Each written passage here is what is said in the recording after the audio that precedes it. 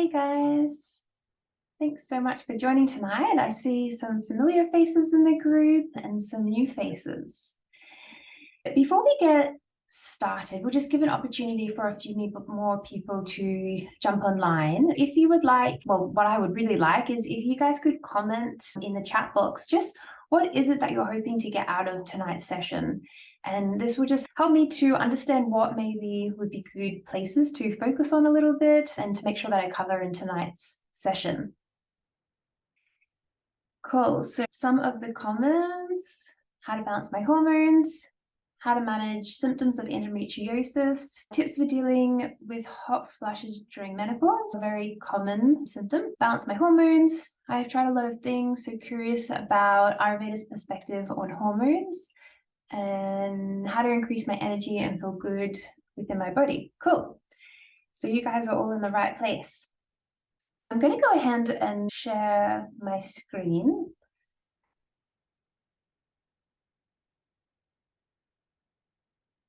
Great. Great, we'll get started. So my name is Melissa. Tonight's webinar is going to be on healing hormones with Ayurveda. And as we've only got limited time tonight, we've got about an hour and a half, and there's quite a bit of content to cover. If it's okay with you, we'll just leave questions till the end.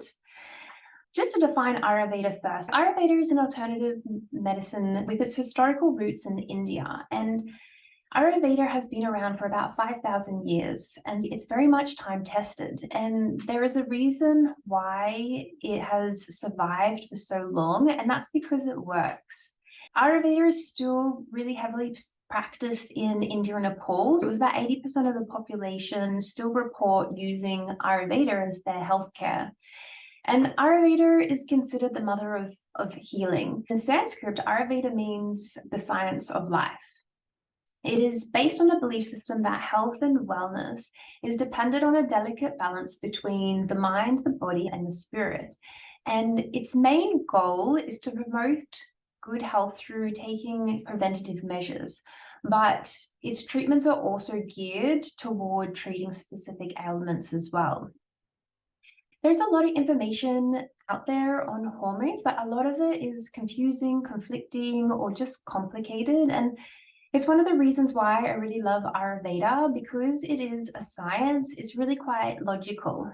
And Ayurveda offers us simple tips in regards to our lifestyle and our diet that can help us to start to balance our hormones. And the one thing I really like about Ayurveda as well is that it doesn't get caught up with the complexity of individual hormones. It's more concerned about providing the right environment for the body to be able to start to heal. At the end of the session as well, I mentioned that I would like to make a special offer to everyone who was able to jump online tonight. So how to make the most out of this session: participate actively in exercise and activity. There'll be a few activities that we'll do together tonight. Take down as many notes as possible. And if you've got coloring in pens, this is really good to use, because when we use color, it helps to inspire creativity. It's really good for concentration and really good for memory retention. Also, if you're able to remove any distractions, some of the activities that we're going to do together will be mindful activities, so you don't want to be distracted during them. So where I wanted to start is I wanted to do a little bit of a self-reflective exercise. And I want to just describe a version of what the most radiant life could look like for us. And it's an opportunity for you to have a honest reflection to see where are you at within your life and where maybe there are some opportunities for improvement. I'm going to get you to close down your eyes and just take in a few deep breaths in your lower abdomen.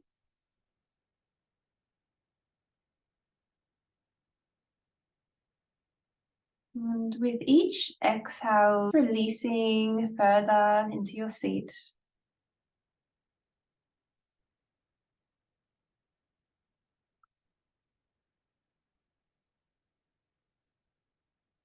I'm going to go ahead and just read out some statements for you to reflect on, to see where you're at. You wake up each morning feeling refreshed and vibrant to start the day. You have a complete and easy bowel movement within 1 hour of waking. Your mind is quiet and at peace, and you find it easy to rest and relax. You feel clear, motivated, and have a good, sharp memory. You move through life with ease, creativity, and flow. You have good boundaries, routine, and structure in your day. Your energy levels sustain themselves throughout the whole day without reliance on coffee or other stimulants. You are pain-free and feel comfortable, flexible, and sexy in your physical body. Your menstrual cycle is pain-free and easeful, and your emotions are balanced and stable throughout the whole month. You can gently open your eyes, and I would love for you to share in the comment box. Type in yes if you feel that there's some areas that are requiring some improvement. Cool, and I'm seeing quite a lot of yeses.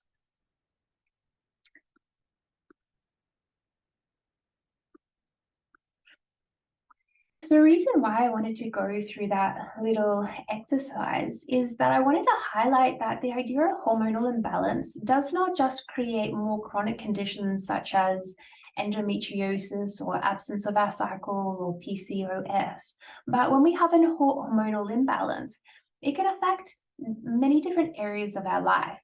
Hormones, they're chemical messengers that definitely don't just have a localized impact on our reproductive area. They are responsible for aiding and working with all systems within the body, and they can really contribute to just about any health challenge within the body. And these symptoms that I've mentioned here, these are symptoms that, again, they're not these obvious hormonal imbalances. These are more things that make us feel crummy, that can hold us back from living our most radiant life, the ability to be able to live our dharma, which is our life purpose. And some of these imbalances can create confused or foggy thinking, little aches and pains, stress, irritability, or depression, poor short-term memory, heavy or light or no periods at all, hot flashes, insomnia, mild headaches, minor digestive complaints such as gas, bloating, heartburn, constipation or loose stools, lack of appetite, and just about any imbalance.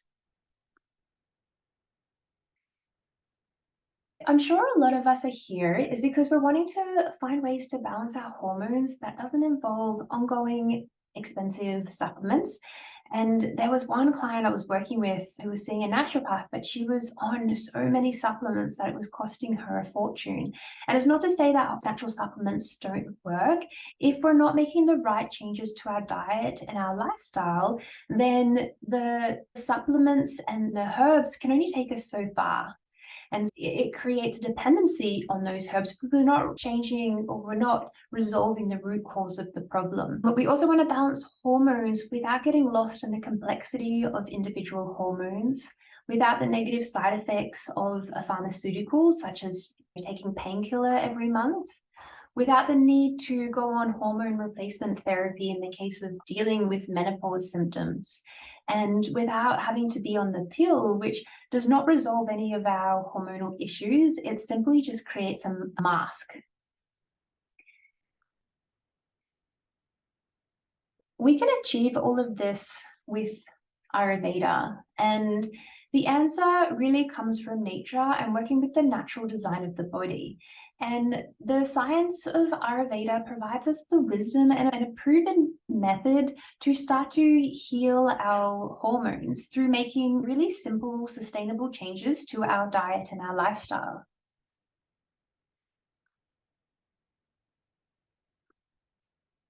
Who this works for: mums who are feeling depleted or overworked, the overachievers, the doers, and the multitaskers, those wanting to create new healthy habits in their life, those seeking a more natural, sustainable solution, those wanting to come off the pill, those wanting to prevent chronic conditions and reset the body, and those wanting to reduce the symptoms of menopause. And again, because we're only here for a short time this evening, this session is not necessarily focused on resolving really complex or chronic hormonal imbalances, but it's definitely here to steer you in the right direction to start to create the environment for your body to heal.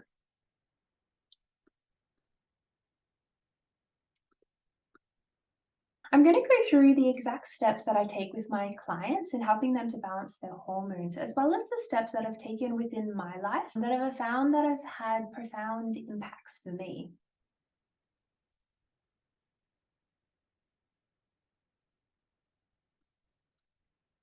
Before I do that, I would love to introduce myself. My name is Melissa, and I'm passionate about helping others to find balance, vitality, and happiness within their life. For me, one of my biggest passions of working with individuals to be able to improve their health and create balance is that when an individual creates health, balance, and connection within themselves, then that automatically creates a family that has balance and connection and health. And then that ripples out to the community, and that ripples out to the environment. I love this micro to macro level, that when we do this individual healing, it really is this planetary healing as well. The methods that I use is applied kinesiology, Ayurvedic medicine, as well as yoga and pranayama. And I've been working for about 8 or 9 years, and I've treated thousands of clients. And I work from everything from digestive issues to hormonal imbalances, as well as challenges within the mind, stress, anxiety, or loss of sense of purpose and direction.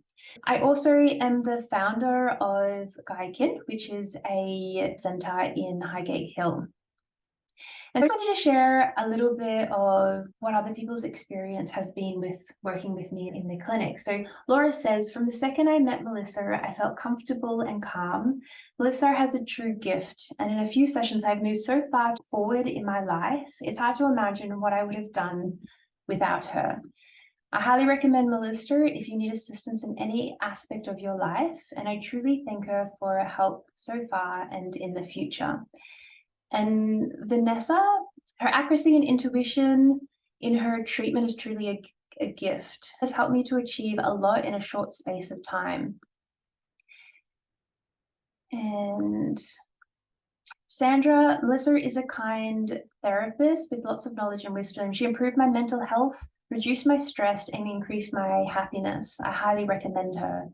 And Sonia, Melissa is truly a gifted guide who will help you navigate through your life challenges in the most caring and compassionate way. Her ability to pick up on the most subtlest details of communication is truly amazing. After each session, I discover more and more about myself. I highly recommend. I wanted to cover a little bit where it all started for me. Imbalance was something that I had suffered a lot from growing up. The way it would manifest is that I was having a lot of digestive disruptions, and I would have food, and no matter what I would eat, I would get bloating. So it wasn't making any logical sense of what was going on. There was emotional imbalances, and my cycle was so painful each month that I was forced to take painkillers, and I would be vomiting.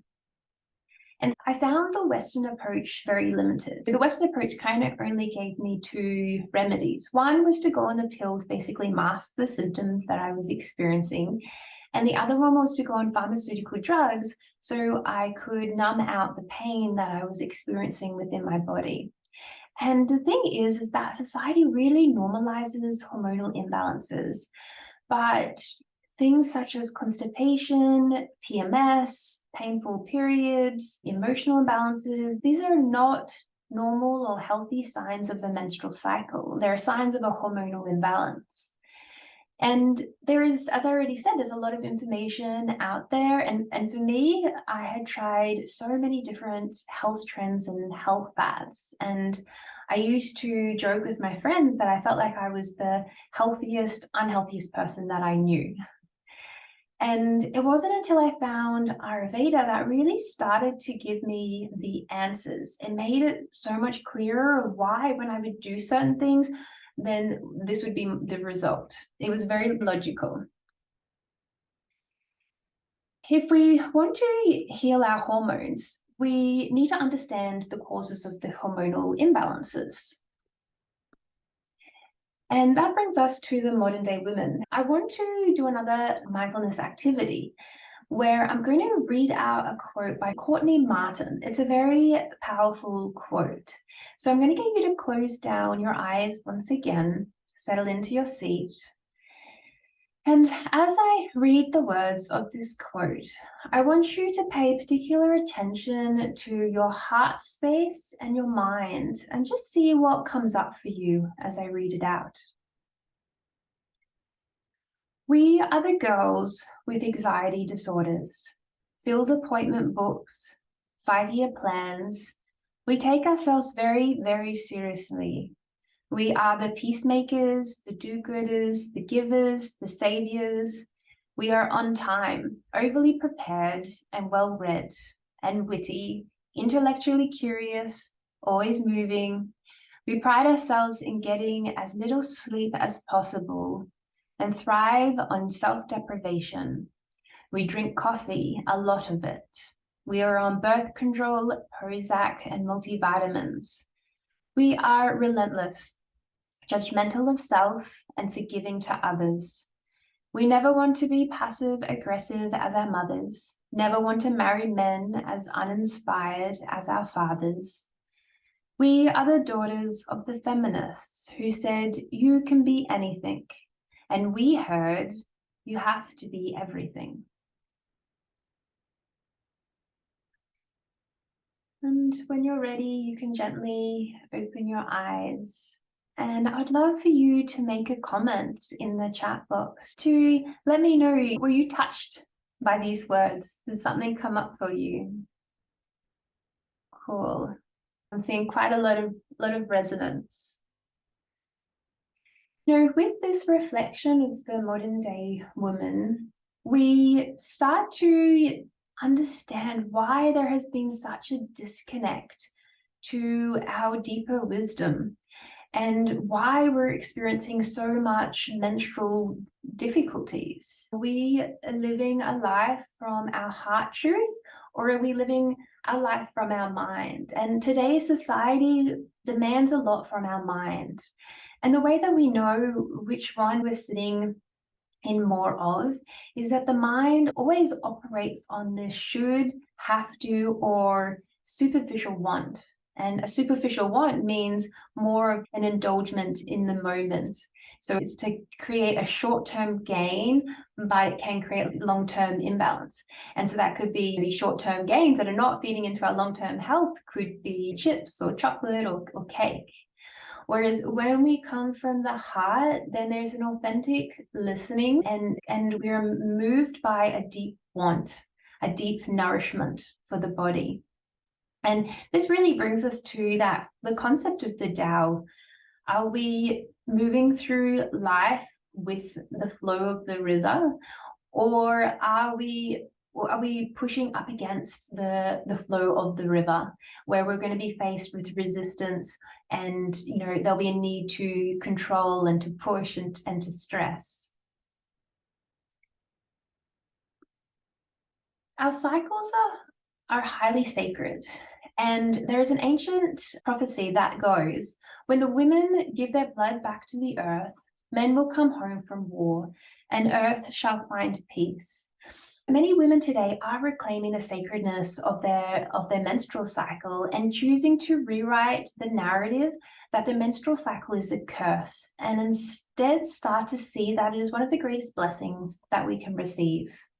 The physical pain, the emotional turbulences, and the challenges we face in relation to our menstrual cycle is the womb communicating through her the ancestral pain we have collected from living in a world that has forgotten her true nature, who has forgotten the true wisdom of the feminine. And By reminding ourselves once again, we not only alleviate the challenges that we experience individually with our cycle, but it starts to open to a profound connection to Mother Nature and the sacred cycles of creation.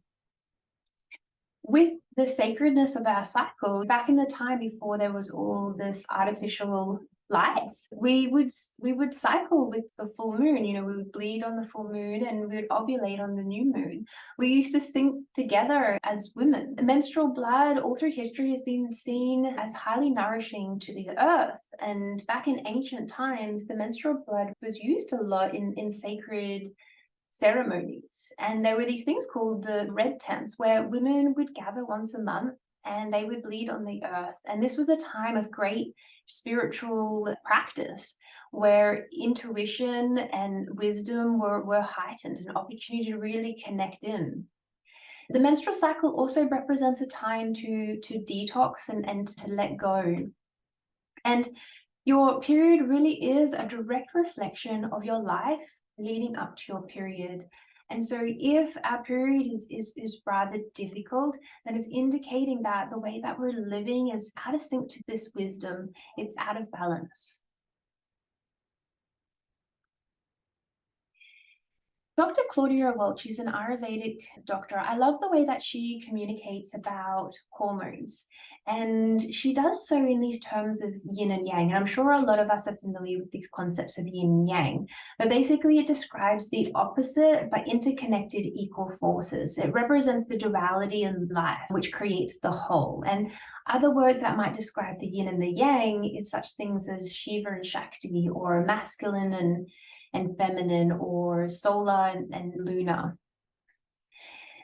And these, as I said, they're these inseparable forces in the sense that the yin would describe, I guess, the nourishment we receive through hugs or through eating or through drinking. And then the yang energy is the energy that does something with that substance to be able to make it more biologically useful. And that could be converting that into blood or bone. So we need both of this yin and yang to create life. And having a look at the qualities of the yin and yang. Yin really describe the feminine aspect, which is nourishing, building. It's cool, dark, slow, soft, substantial, stable, moist, internal, reflective. The yang describes the opposite qualities, which is reducing, depleting. It's hot, bright, fast, dry, external, motivating, always moving. What does this have to do with our hormones? The yin aspect really describes our sex hormones, which is progesterone and estrogen. These hormones are more of those yin qualities of building up, of moisturizing. Whereas the yang represents more of the stress hormones, which is the adrenaline and the cortisol. And it represents these qualities that are depleting, drying, and reducing. To define a little bit of the effects on these female hormones in the body. Estrogen, it stimulates the fertile mucus and lining. It supports bones, heart, and the immune system. And it's used as lubrication and nourishment throughout the whole body. On the other hand, progesterone, it stabilizes the uterine lining. It keeps estrogen in check. It's a calming hormone. It reduces inflammation. It builds muscle. It's that building up. It promotes sleep and relaxation. It protects against heart disease, and it calms the nervous system. Looking at these two sex hormones, we can see that they're definitely not having a localized impact. They affect many areas of the body. Whereas if we compare that to our stress hormones, which again are more of that yang energy, what happens is when the body becomes stressed, and this can either be because there's a real danger of a saber-toothed tiger, or it could be that we were just running late to an appointment. When we're in this space, what happens is that when adrenaline gets produced first, and then if the stress is not resolved straight away, then the hormone of cortisol starts to get produced. And what happens in this stress response is that the body diverts energy away from the reproductive area, the digestive system, and it suppresses the immune system. If you can imagine, if we were running away from a saber-toothed tiger, in that moment, the body's like, you know what, it is not a priority to reproduce right now, so let's shut that down. It is not a priority to digest right now. Let's shut that also down. And also, we don't want our immune system, we don't want the body to be healing. Say, for example, we're running away from that saber-toothed tiger and we trip and we fall down and we sprain our ankle. The body says, we do not have time for that ankle to swell up, it'll slow us down. So let's pretend that didn't happen, let's just hold it together. The other thing it does is it shuts down the cerebral cortex, and the cerebral cortex is really important for problem solving, creative thinking, seeing the bigger picture.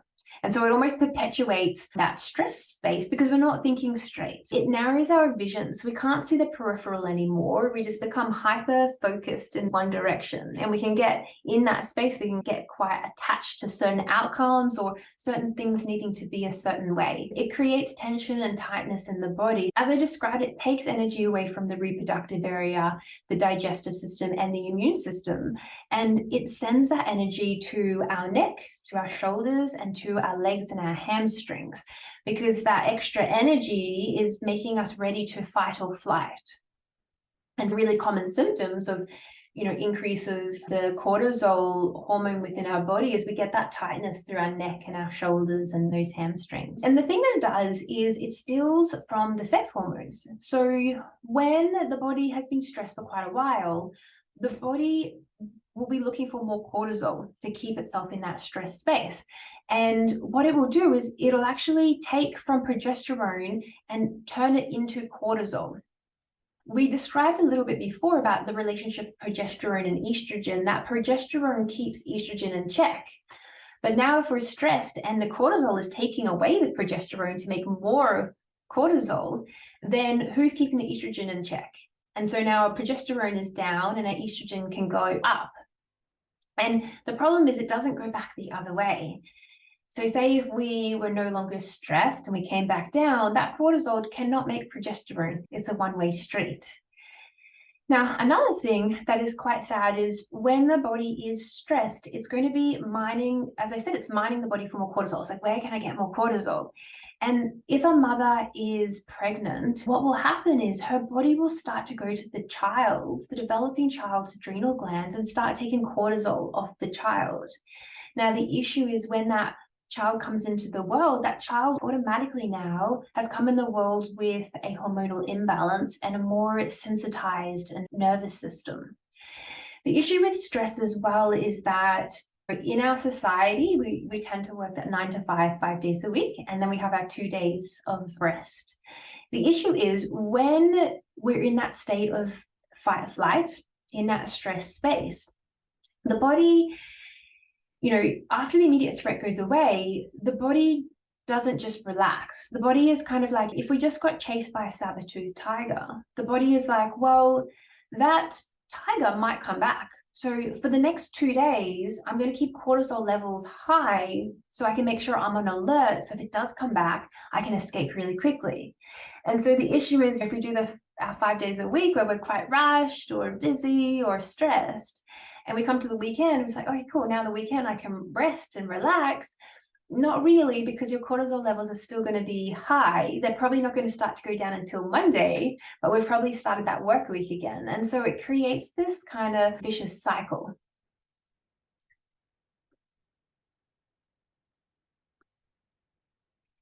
When we're talking about yin and yang as well, with the yang, it's and the stress response of the body, it doesn't really matter if there is actually a saber-toothed tiger, if there's an actual real threat, or if the body is just in a state of rush and fluster.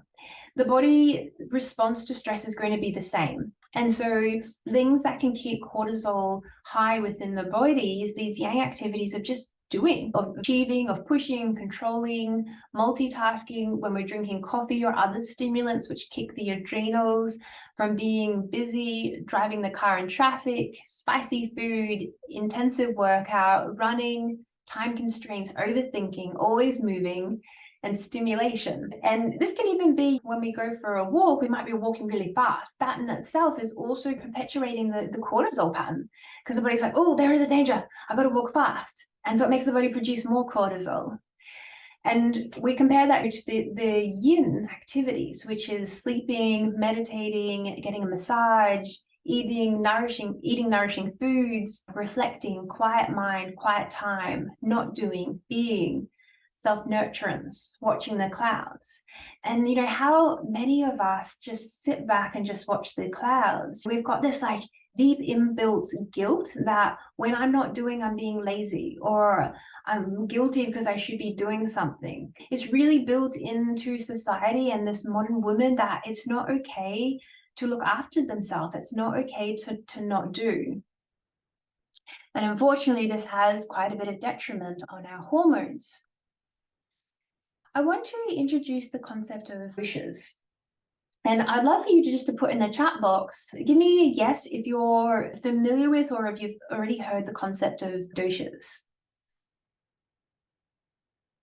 Cool. So maybe about half of us and half of us are not as familiar. A dosha is a central term in Ayurveda that originates from Sanskrit, and it can be translated to that which causes problems.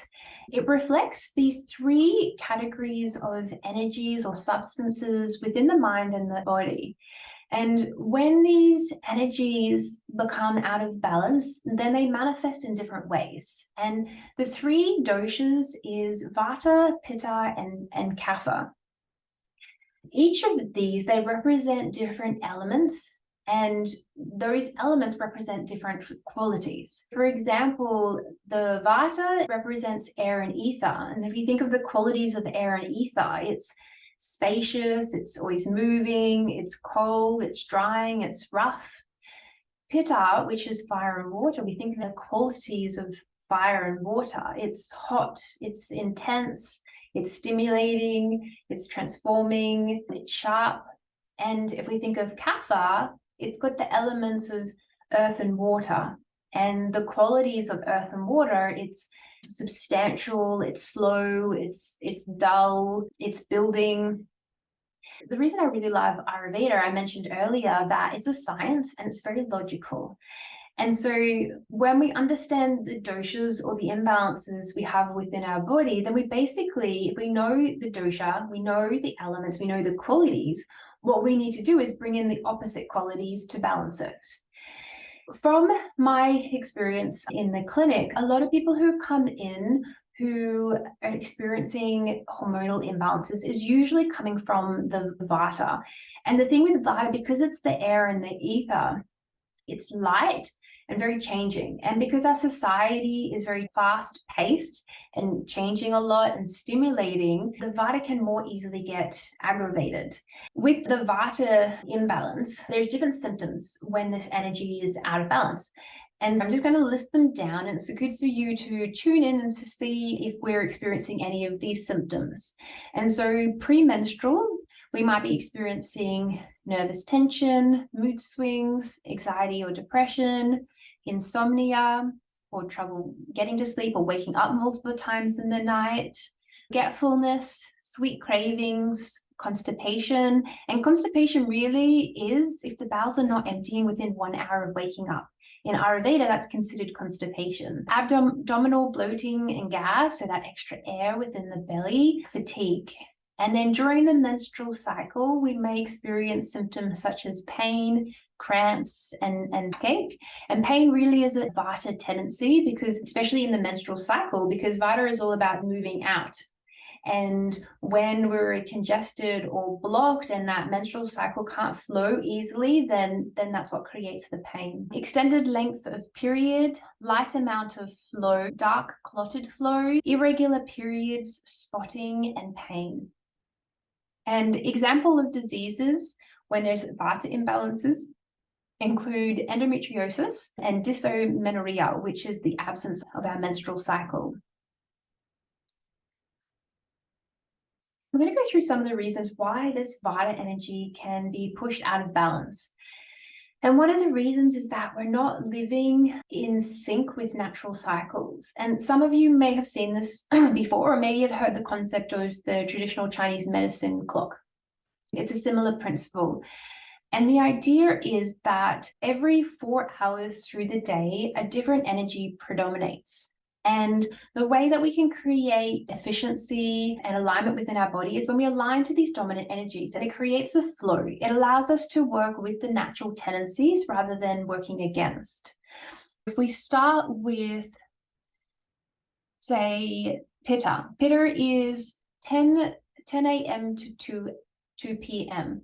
And the Pitta energy, the digestion is strong because digestion has a lot to do with Pitta. It's the fire, it's the metabolizing. Between 10 a.m. and 2 a.m., this is the time when we want to have the biggest meal of the day.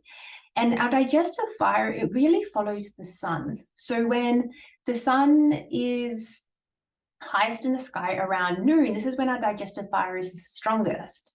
When there's no more sun and the sun has set, our digestive fire is really low. Unfortunately, in the West, we tend to have our bigger meal at the nighttime. And this is not so efficient because we don't have a lot of digestive capability, which means that food can end up creating toxins within the body. In that period of time, the 10 to 2, with that fire and transformation and intensity, this is a really good time to do the bulk of our work because our mind is really sharp. And then the Vata is 2 p.m. to 6 p.m. So this is also a good time to be doing work as well. The Vata energy tends to, because it's light, it tends to be more creative, more connected. So it can be really good for planting or doing those creative jobs or wherever you need to see the bigger picture. And then from the 6 p.m. to the 10 p.m., this is the Kapha time. So this is, again, Kapha is the earth.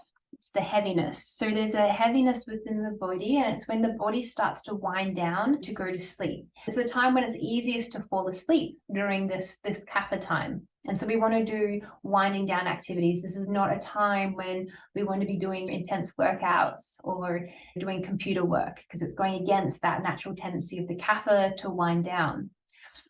Then from 10 p.m. to 2 a.m., it goes back to this Pitta energy. And the Pitta energy at this hour, you guys might have experienced that sometimes if we stay up too late at night and it goes past 10 p.m. and then all of a sudden this energy increases within our body and now we're really awake. This is the Pitta energy that kicks in. But if we stay awake while this Pitta energy kicks in and we do other things like on a computer or house chores, then we're cutting into this time when the body really needs to prioritize this energy to turn on while we're asleep, because this is the energy that metabolizes, digests, restores, cleans out the body. It's where the most critical time to be asleep, because we want that energy to be cleaning out the body. Then from the 2 a.m. to the 6 a.m., we move back to that Vata time. And again, that Vata is the air and ether. There's a lightness to it. This is the most potent time to wake up and do spiritual practice because it's when the veil is the thinnest, it's easier to connect into spirit. And this is when all Buddhas and the yogas wake up and do their meditation practice. So this is when we want to do the breathing, the meditation, the yoga, go for a nice walk. So the other cycles that are really good to start to sync with and what can create that Vata aggravation when we don't is these 4 phases of the menstrual cycle. Now, the thing in with society, it demands for us to operate like a man. And a man, he syncs with the sun. He goes up in the day and then he's down at night with the sun. But unfortunately, fortunately, the women sync with the moon, which means every different day of the month, the moon has a different face. And same for the women. Every day is a different day. But sometimes we have the expectation that we should be the same as what we were yesterday. And it's just not the reality for women. And we can see that with the different phases of our cycle as well. During our menstrual period, our menstrual flow, this is the time of winter.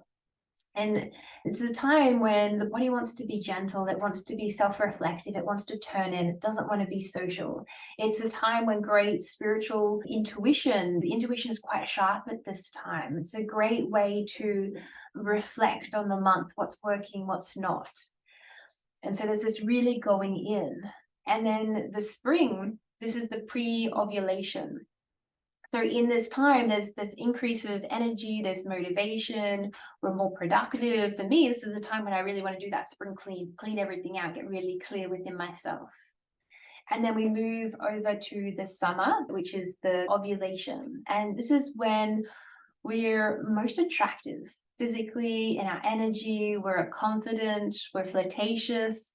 Our libido peaks around this ovulation time. This is a time when we want to ask for a raise, or we want to tell someone that we like them.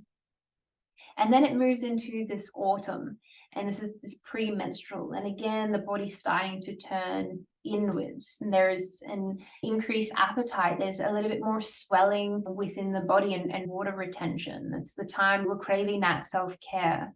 And so these different cycles, we want to start to hone in a little bit. And society is sometimes difficult because when we go to that 9 to 5, we have to keep showing up. But there is still opportunities in there, is how can we soften a little bit more within ourselves? And it's this idea, when even when it's busy out there and stressful out there, is do I have to mimic that stress and busyness within? Or can I stay connected to my breath and calm while that's all busy out there?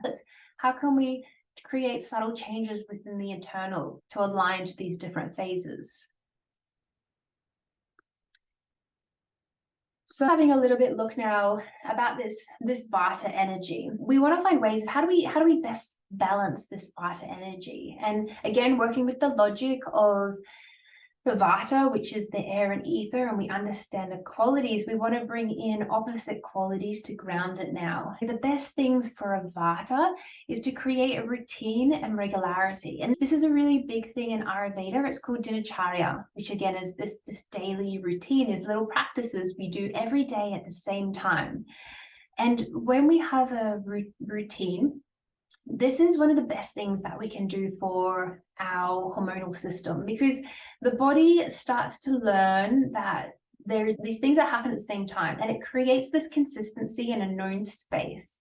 And so then the nervous system, the body can relax a little bit more rather than always being on alert. Eating more warmed cooked foods. When there's a Vata aggravation, sometimes the tendency is to not eat or to fast, which will just create more spaciousness and more Vata.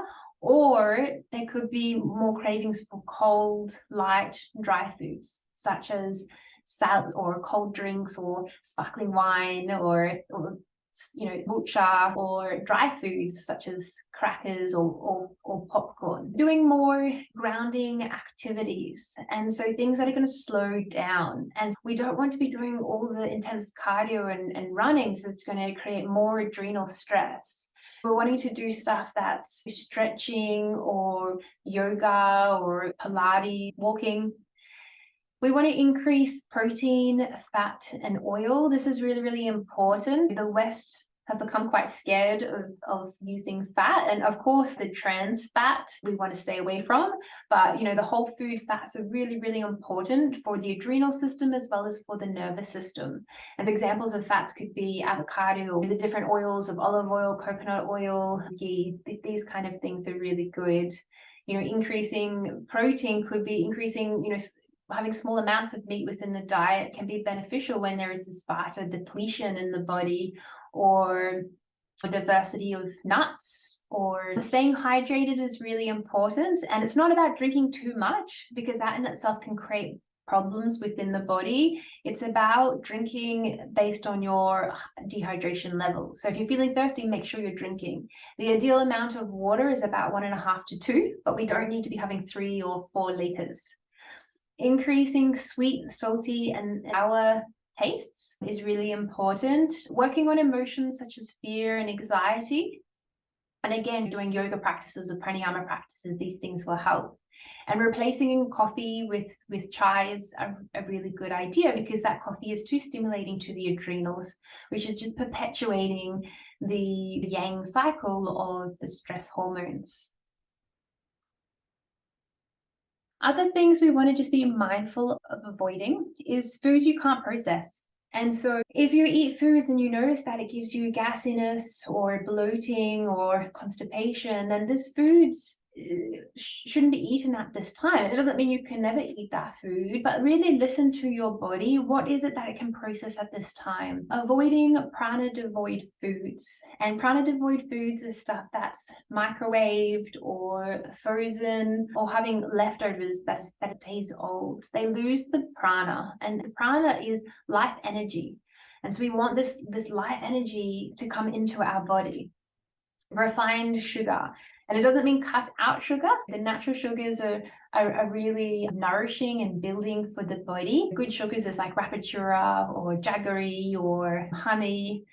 The sugar, we want to get rid of the refined white cane sugars. Highly processed soy, we want to avoid eating soy that's not highly processed, such as tofu or soy milk. This is fine if you can process it, especially we can make tofu even more digestible by adding fresh ginger and black pepper and cooking it through. And the soy milk, we can enjoy this by having it warm, not cold, and putting in some spices such as turmeric or cinnamon and cardamom and drinking it that way. Being mindful of plastic containers and wraps, because we don't want those endocrine disruptors leaching into our food. Non-organic meat and dairy that's not organic is just full of all sorts of artificial and synthetic hormones that we then ingest and start creating disruptions with our own body. These trans fats, alcohol, eating when anxious and distracted. So we can have the healthiest meal, but if we're distracted or anxious while we're eating it, the body's not going to be able to process it. So even though it's super healthy, the body's going to turn it into toxins. We have to be really present with the food that we're eating and avoiding excessively spicy foods.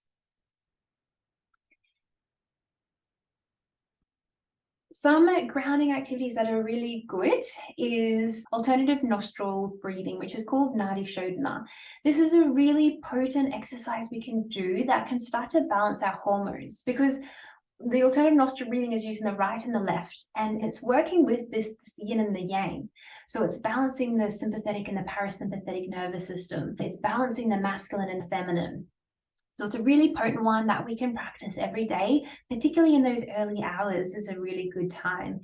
I also find it's really good if you're having trouble sleeping or you're waking up in the night to do this practice. And so I'm going to talk you through how to do this technique. But basically, I'll just talk you through it first and then we'll do it together. The idea is you're going to be breathing in one nostril, holding, and then breathing out the other. And then you'll do the same. You breathe in the same, hold, and then you'll breathe out the other.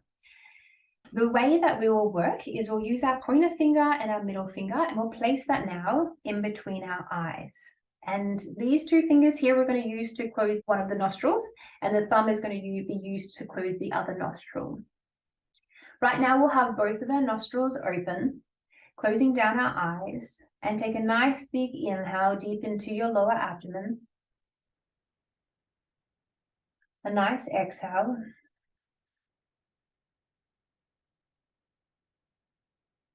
Close down the right nostril, breathe in through the left. Close both nostrils, hold your breath. Release the right, breathe out through the right. Breathe in through the right.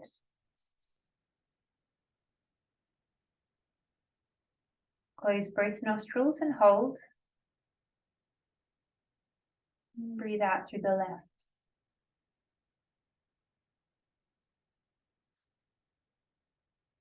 You can lower your hand back down to your lap, keeping your eyes closed, and bring awareness to your body to see if there's any subtle changes that you notice in your mind, in your body, in your sensations.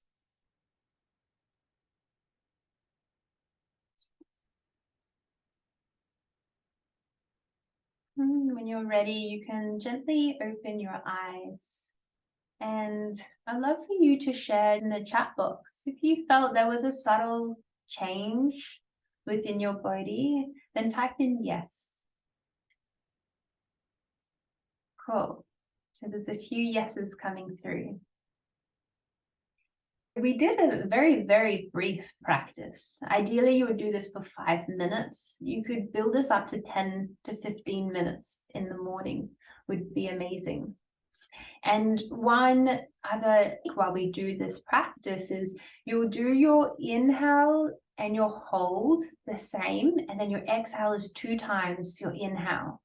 So for example, you would breathe in, say, for 4, you would hold for 4 counts, and then you'd breathe out for 8 counts.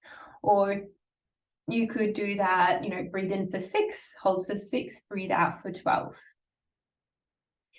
The other grounding activity is called Abhyanga, which is a self-oil massage. I teach a 12-week Ayurveda habit change course. And this is one of the habits that my clients find the most profound benefit. And not only from the physical body, so when we put the warm oil on our body, it's such good moisturizer for our skin, our tissues, for our joints, but it's also really, really good for grounding and balancing the mind. And the best oil to use is cold pressed black sesame oil.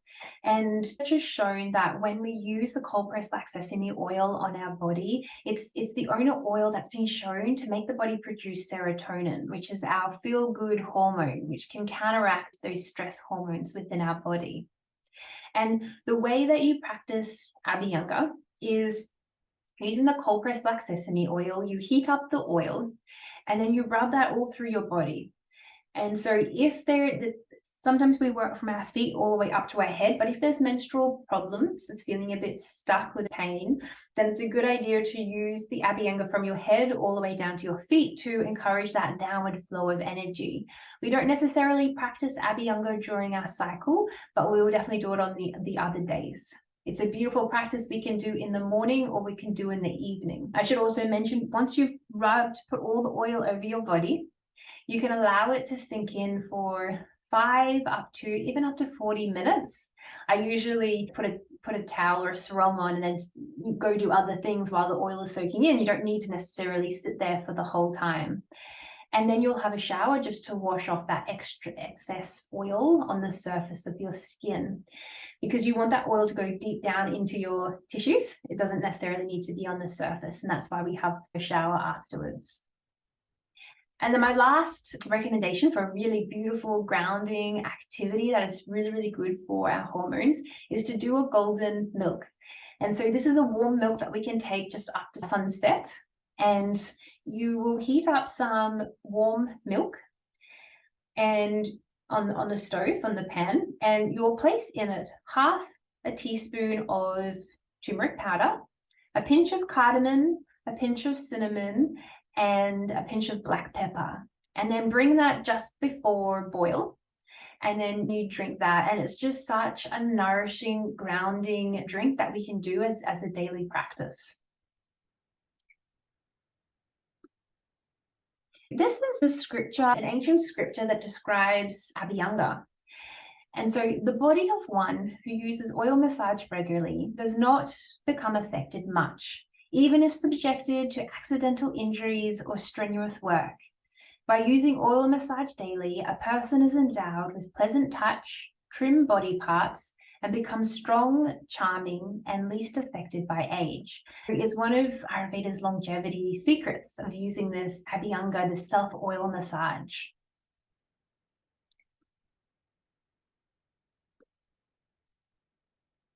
Some herbs that can be really good for supporting Vata. These herbs are really good to use in addition to the lifestyle and dietary changes we've already addressed. Some herbs are cumin, coriander, fennel seeds, fenugreek, ginger, or turmeric. These are really, really good for that Vata tendency, but it's also really good for just getting our acne or our digestive fire going so we can properly digest our food. Some powerful herbal tonics is Shatavari, Chyawanprash, and Shatavari is a herb that is traditionally used a lot in treating hormonal issues. Ashwagandha is particularly good for building and nourishing the body, and particularly in terms when there is quite a bit of stress within the body. And Chyawanprash is a jaggery-based supplement that is just full of so much minerals and a different blend of herbs, and this can be really good when there's any kind of like depletion within the body. The next thing I wanted to mention was this castor oil pack. And so this is a remedy, an Ayurvedic remedy that we can do when there's a lot of stagnant energy and blood, or when there's an absence of our menstrual cycle. A castor oil pack means, getting a flannel blanket, which you can buy online, which is just a piece of flannel fabric. And then you soak that with the castor oil, a warm castor oil. You place that on the belly, and you can place some kind of plastic on top so that oil doesn't go everywhere. And then you heat up a hot water bottle, and then you place that on top. And you let that sit there and to infuse into the belly.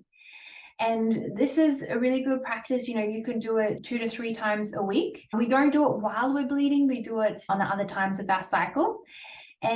Or if there's really chronic problems, then you would do it every day. But once you get into those chronic problems, it is best to book in to do it under a practitioner's supervision. But this can be a really good remedy to really get that stuck energy and stagnant energy and blood to start to move out and onwards. I wanted to mention some examples of nourishing foods that we can incorporate in our diet. And this is, abundant organic vegetables, especially beetroot and greens. Beetroot, you could grate it, fry it, and add some raisins. This is really good for building the blood. Incorporating heaps of whole grains, oats, amaranth, millet. This is provided if the digestive system is okay. If you're finding these types of grains are causing digestive disruption, then you want to just meet your body of where it's at. Heaps of fresh fruit, especially coming into summer now. Papaya, mango, pomegranate. These are great ones for the menstrual cycle. Dry roasted seeds. These are good for increasing the protein and fat. So pepita, sunflower seeds, sesame, flaxseed. And to dry roast them, you just put that on a pan without any oil and put it on to medium to high, and you just keep shaking it and seeds will pop. I usually put a little bit of salt or a little bit of flakes on top. Dried fruits such as figs and apricots, dates, prunes, all of these are really good sustenance and nourishment for the body. A really common Ayurvedic snack is about 7 almonds and some raisins. And the way that the almonds need to be prepared is you actually soak them overnight in water, and then the next morning you take the skin off and you eat it that way. And if you've eaten an almond like this before, it's really hard to go back and eat almonds the other way, because the almond becomes so alive when it's been soaked in this way. And eating the almonds with the raisins, and we take it as a snack around 11 or 3 o'clock. It has in it magnesium and zinc. So this is really good for the hormones, really good for just calming the nervous system and grounding that vata energy. Examples of oils and fats, having plenty of avocado, coconut oil, ghee, these are all going to be really good. I wanted to share with you an example of a balancing routine, something that I follow. And so waking up early, preferably before sunrise, cleaning your face, your teeth, your mouth, drinking a large glass of warm water or a morning detox drink with lemon and honey and ginger in it to get the bowels moving. We want the bowels to move. And so then we eliminate or pranayama, getting the body to move any stagnancy in the morning, a 30-minute walk or a yoga session. Having the breakfast, the lunch, and the dinner at the same time every day is such a grounding thing that we can do. Breathe deeply through the day to make sure we're coming out of that cortisol cycle. We're not in that fight-flight, which tends to make us breathe more fast and in more of that chest area. Spend the evening quietening the mind and the body, so moving into that kapha time of the day. Apply that warm oil, doing the Abhyanga, a warm shower, and then going to bed the same time each evening. These kind of habits and lifestyle changes, they're very simple in and of themselves. However, sometimes when we're changing habits, it can be a little bit tricky. And I'm going to read out this quote. When changing your habits means challenging the tribe, change is unattractive. When changing your habits means fitting in with the tribe, change is very attractive. When we work with a community or a tribe, it helps us to overcome the initial inertia of habit formation and allows us to sustain momentum with making that behavioral change. And we're such social creatures. We crave belonging, connection, and acceptance from others. So when we're in a tribe, there's these rewards of the tribe are very powerful to encouraging us to make this repeat behavior. And so again, if you're wanting to make these lifestyle and diet changes, it's really helpful to find a tribe and a community that are also on that similar journey to help to support, to encourage, and to hold you accountable. I wanted to mention just briefly about menopause. And menopause comes mainly from an excess of vata, but it can also come from an excess of pitta. And menopause is a normal transition between the pitta dominant years to the vata dominant years. And so from teenager to about 50, we're in more of a pitta dominant phase of our life. It's when we're pushing goals or achieving, we're stimulated and motivated to achieve. And then from 50 onwards, it moves to the vata dominant part of our life, which is when the body moves more to a spiritual life of deep wisdom. And issues occur in menopause, both in the mind and body, when there is resistance to change, or when a woman does not realize the value of her age. And this can start to lead to emotional imbalances or emotional feelings of stress, fear, anxiety, fear of loneliness, rejection. And this aggravated vata, as well as armor or toxins that are built up in the body, will create these menopause symptoms of constipation, dry skin, dry mucous membrane, thinning of hair and bones, lighter and more interrupted sleep. And we see these menstrual symptoms, they're a lot more prominent in the West, where there's not this acceptance of age. We're all trying to become, but in the East, there is a lot more acceptance and respect for this transition into menopause and into this vata stage of our life. The best way that we can work with, if we're experiencing this excess vata with menopause, is we want to follow those vata diet and lifestyle techniques that we touched on.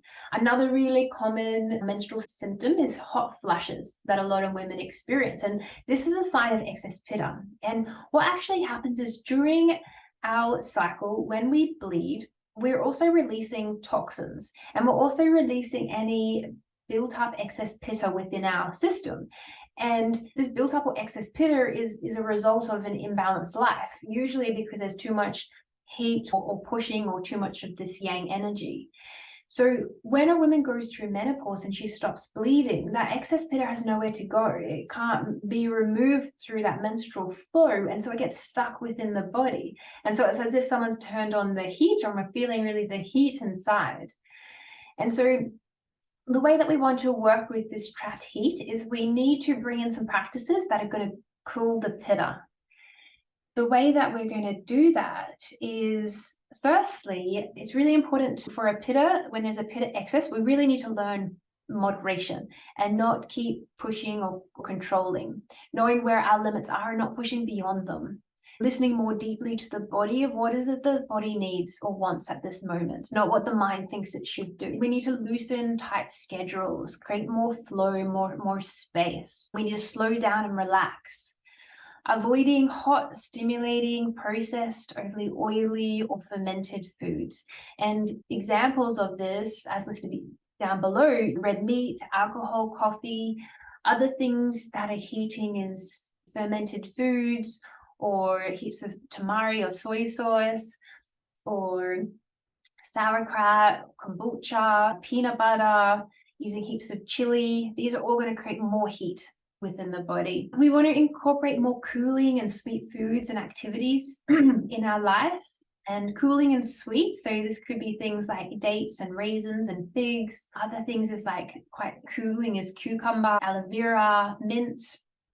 Having a diet full of fresh fruit and veggies is really good. We want to work on emotions of anger, frustration, and suppression. And again, that could be through the pranayama, could be doing through meditation, could be doing through self-reflection exercises. Opt for relaxing and grounding forms of exercise. So steering away from those types of exercises, such as a lot of cardio or running or any kind of intense workouts.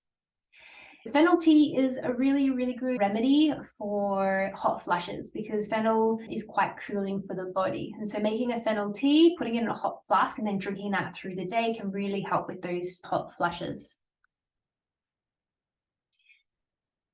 So stress dosha imbalances, and living out of sync with nature, which is what we've covered, these all cause ama. And ama means toxins. It means toxin or undigested metabolic waste. And the problem with this is, like, the toxin, they describe it as like a thick, sticky sludge-like material within our body. And it clogs the channels of the body. It could also start to coat individual cells, which starts to interfere with cellular communication and the immune system. And when there's a block in the cellular communication and immune system, then this creates an environment where the body can start to breed pathogens or disease manifestations such as cancer, arthritis, heart disease. In Ayurveda, the root cause of all diseases in the body is from ama, is from this toxin. And ama is really dependent on Agni. Agni represents our digestive fire, the ability to digest the food that we're consuming. And when our Agni is low and when we have a lot of ama that's getting into our system, what happens is the ama will float around the body and it will try to find weaknesses within the body. These categories can be genetic. So say, for example, our father had a weak heart, or they could be lifestyle. So saying that we're smoking and it's weakened our lungs. And those toxins will circulate around your body, find those areas of weakness, and then they'll start to build up and accumulate in those areas. And this will start to create manifestation of diseases and health challenges. If there is no kind of good news, there's no weaknesses, then the ama tends to go more to the smaller bones and joints, into our hands or our wrists. And we might start to feel a bit more tightness or arthritic symptoms. Acknowledging as well, the society that we live in is pretty toxic. And so we're constantly bombarded with these toxins that are getting into our system, which are affecting our Agni, which is contributing to ama, which is the root cause of the hormonal imbalances. And even they talk about, BPA, which for a pregnant woman, it affects 3 generations. It affects the mother, it affects the baby in her belly, and then it will affect the baby's eggs also. And so it's crazy that it will affect 3 generations. And with BPA, it has a short lifespan. It breaks down pretty quickly within the body. And even taking into consideration, 93% of Americans tested were found to have BPA within their system. And this is just one chemical, but there are thousands of chemicals that are constantly being put out in the environment that have not actually been tested. And these chemicals can also come from plastics, such as Glad wrap and plastic containers. We already talked about synthetic hormones and organic meat, cleaning products, cosmetics and lotions, car and home fresheners. Basically, if anything smells quite strong, it's probably toxic. So the one way that we can see how much ama we've got built up in the system is through using the tongue. And it's quite often said the eyes are the window of the person's soul, but in Ayurveda, the tongue is the window to a person's health, of what's actually going on within their body. And so with the tongue, the different areas of the tongue correspond to different organ systems within the body. The main thing we want to have a look at is to see if there's any coating on the tongue. And for a lot of people, there's coating right at the back of the tongue, which is situated around that digestive area, which indicate that there's toxins in that system that needs clearing. The other thing you can have a look at as well is when you poke out your tongue, if your tongue is shaking, it's indicating that there's some mental or emotional imbalances going on that's affecting your nervous system. Sometimes we can have cracks or little dints. This is indicating there's some vata imbalance, as well as some dehydration.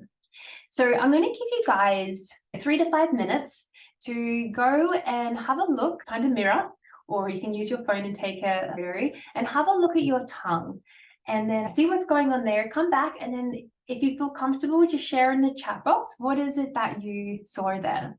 So we'll see you back here in a few minutes.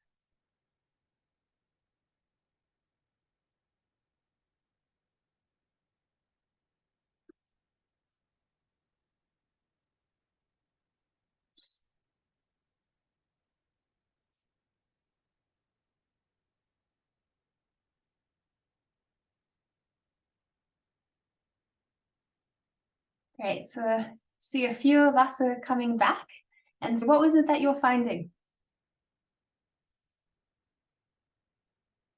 Yeah. So a lot of people are seeing coating. A few people are seeing the dents and the cracks in the tongue. Some witness the shivering. Yeah. Cool. So there's a bit going on. Again, if you are seeing that there is that coating on the tongue, this is indicating that it is time for a detox. It's time to clean out that toxins with the body, because we want to create space for the body to actually heal. If the body is just full of all toxins and that toxins got into all the crevices, there's no space, there's no opportunity for the body to heal itself. It's just trying to keep those toxins at bay. The time to cleanse is now, and this image on the side there is just showing this kind of sticky sludge-like substance that represents these toxins in our tissues and how clogging they are. And as I already said, when we first have toxins within our body, they are pretty easy to remove. But if we don't remove the toxins on a regular basis, then they will start to build up and they'll get deeper and deeper in the system. And this can lead to more chronic and complex conditions that are much harder to resolve and heal. So the time to cleanse really is now. And many of the detoxes that are out there, a lot of them that are offered are actually creating more harm than good to your body. And that's because a lot of the detoxes are really harsh, they're really restrictive, they have extreme alterations, and that can be quite shocking to the system for a number of reasons. Firstly, when we do it in such an extreme nature, it can make the toxins be released out of the body too quickly. And then the liver needs to deal with this. And so it can backlog the liver and start to harm the liver, this toxic overload, as well as other areas of our body. And again, a lot of detoxes focus on moving the toxins, but are not focused on strengthening the elimination pathways, which is also very important, because if you just get all the toxins to rise up, but they're not getting efficiently and effectively moved out of the body, then they're just going to rise, circulate in your body, and end up creating more damage than good. So many of the detoxes are also not enjoyable. They are hard to stick to and can feel harsh and restricted.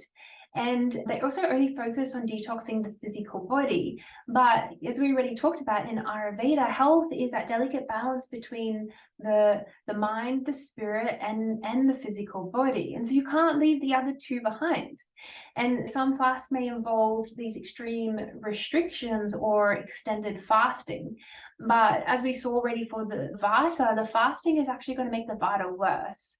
Although it might clear some toxins on the physical, it's going to make the mental ailment worse. It's going to create more ungroundedness or more stress or more anxiety within the body. I would love to introduce you to a 3-day detox that I've created that's based on Ayurvedic wisdom. And the way that this detox differs is that it not only gets rid of the physical armor, but it also works at getting rid of the emotional and the mental armor. It strengthens the elimination in the digestive pathways. So it's not only making the toxins come out of the organs, but it helps to make sure that they more effectively and efficiently move out of the body. It is safe, gentle, and effective. And you get to enjoy delicious meals, which is awesome. And in doing so, it makes it much more easy to stick to this kind of detox. There are simple techniques to create sustainable habit change. So it's not just on those 3 days, you'll also learn different habits that you can continue following that detox that would be really good to work on stopping allowing those toxins to build up in the first place. And you're guided each step of the way. What's included? There's live group calls, and this will help to support you each step of the way and give you all the information that you need.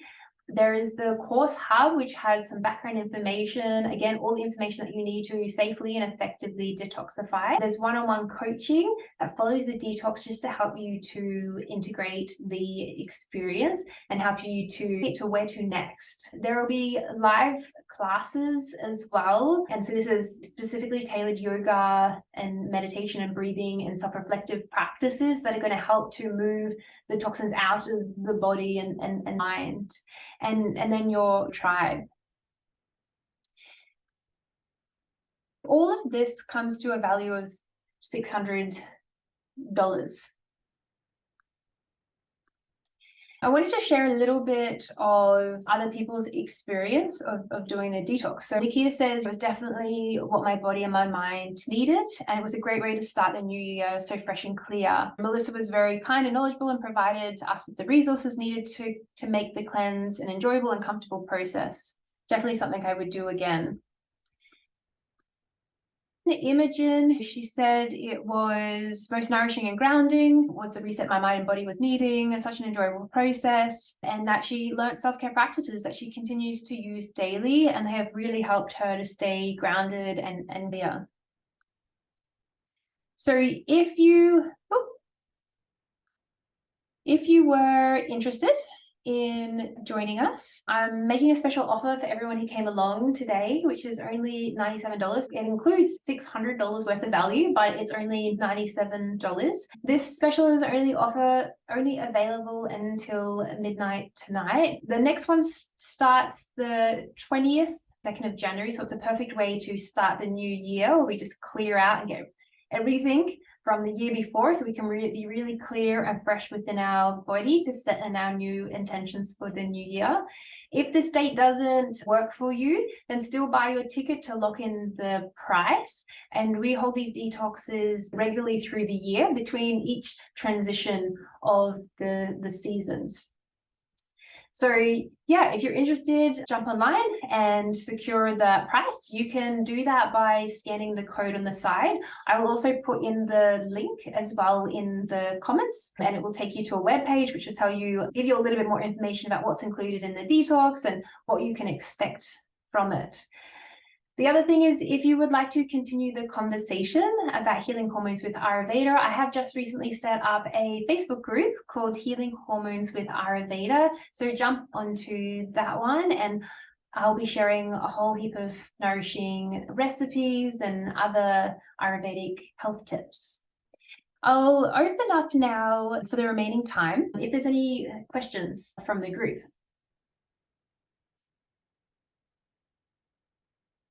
Cool. So one question is, do you have to be vegan to practice Ayurveda? Lots of meat is going to have a negative impact on the health. So meat in Ayurveda is seen as medicine.